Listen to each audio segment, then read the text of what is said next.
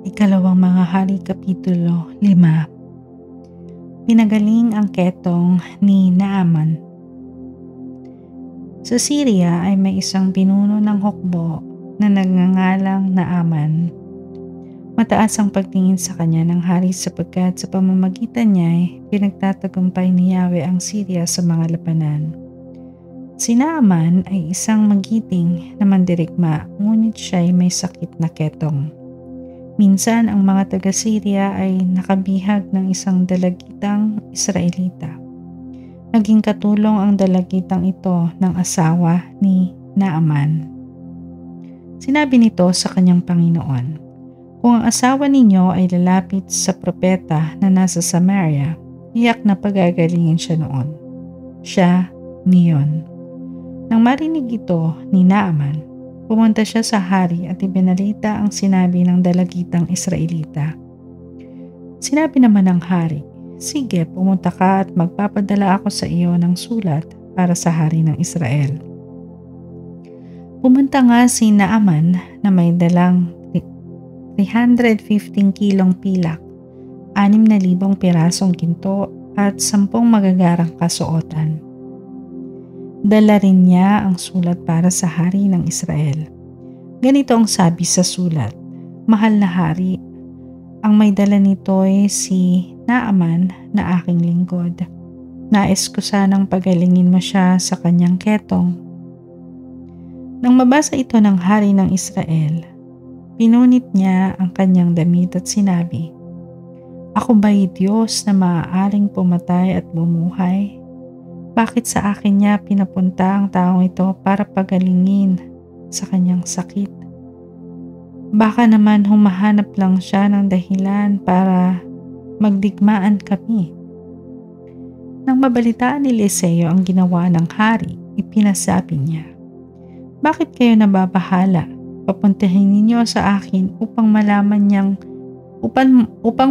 nilang may propeta rito sa Israel." Nalaman ito ni Naaman, kaya sumakay siya sa kanyang karwahe at pumunta sa bahay ni Eliseo. Kasama ang marami niyang kawal na nakasakay sa kabayo at mga karwahe. Ipinasabi sa kanya ni Eliseo, "Pumunta ka sa ilog Jordan. Lumubog ka ng 7 beses at magbabalik sa dati ang iyong katawan. Gagaling ang iyong ketong." Nang marinig ito, galit na umalis si Naaman. Sinabi niya, "Akala ko pa na may sasalubungin niya ako. Tatayo sa harap ko, tatawagin ang Diyos niyang si Yahweh at ikukumpas ang kanyang mga kamay sa tapat ng aking ketong at ako'y pagagalingin.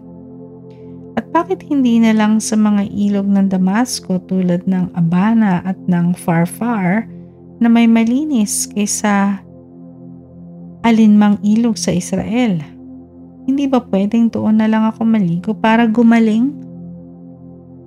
Ngunit lumapit sa kanya ang kanyang mga lingkod at sinabi, "Ginoo, kung mas mahirap pa riyan ang pinagagawa sa inyo ng propeta, di ba't gagawin ninyo iyon?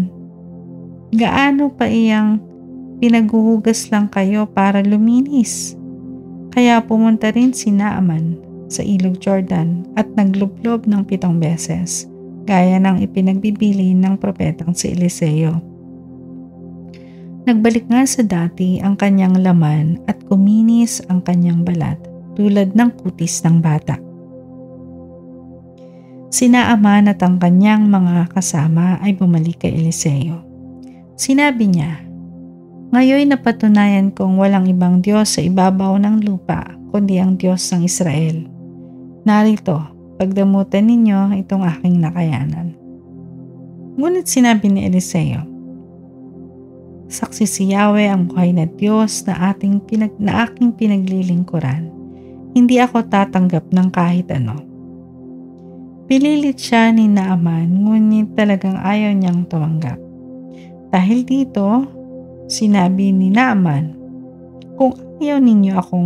Kung ayaw ninyo itong tanggapin, maaari po bang mag-uwi ako ng lupa mula rito? Kakargahan ko ng lupa ang aking 2 mola Mula ngayon hindi na ako mag-aalay ng handog na susunugin sa sinumang Diyos liban kay Yahweh. At sana ay patawarin niya ako sa gagawin ko. Kasi pagpunta ng aking hari sa Rimon upang sumamba, isasama niya ako at kasama ring luluhod. Sana'y patawarin ako ni Yahweh sa aking pagluhod sa templo sa Rimon. Sinabi sa kanya ni Eliseo, humayo kang payapa. Nang malayo-layo na si Naaman, na isa loob ni Gehazi na lingkod ni Eliseo, hindi tinanggap ng aking Panginoon ang ibinibigay sa kanya ni Naaman. Saksi si Yahweh ang Diyos na buhay. Hahabulin ko ang taga-Siryang iyon at hihingi ako sa kanya ng kahit ano. Sinundan nga niya si Naaman. Nang makita siya nitong tumatakbo, bumaba ito ng karwahe. Sinalubong siya nito at tinanong, may problema ba? Sumagot siya, wala naman po. Pinasunod lang ako ng aking Panginoon para sabihing may dumating na 2 mahirap na propeta mula sa Ephraim. Kung maaari raw ay bigyan mo sila ng 35 kilong pilak at 2 bihisang damit. Sinabi ni Naaman, tangkapin mo sana itong 70 kilong pilak.